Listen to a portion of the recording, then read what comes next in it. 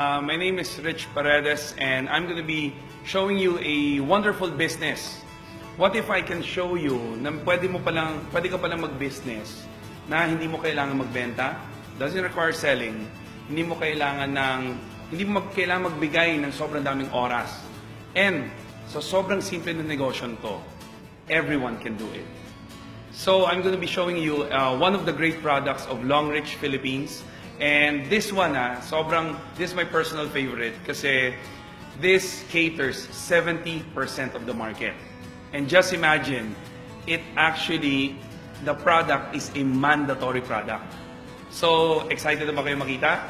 So, dediretsuhin ko na. What I'm going to be showing you is a product of Longreach, which is the Superb Clean Sanitary Napkin. Now, the beauty with this, I'm going to be showing you, is I'm going to be comparing it with the leading brands. Okay?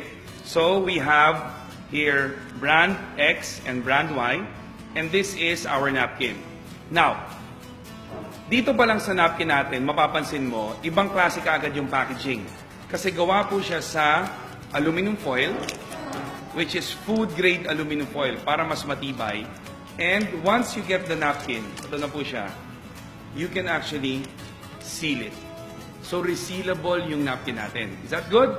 Very, very good. Now, the beauty with this, I'm going to be comparing the napkin with the leading brands. Now, manonotice nyo, karamihan ng leading brands, hindi talaga sealed yung mga napkins sila. Kaya ito, pag linagay mo siya sa bag, linagay mo siya sa personal belongings mo, imaginein mo, mabilis siyang makontaminate ng bacteria, ng dumi, ng dust, and that actually causes problems sa mga babae. Now, so this is one of the leading brands. Ayan lalagay ko po.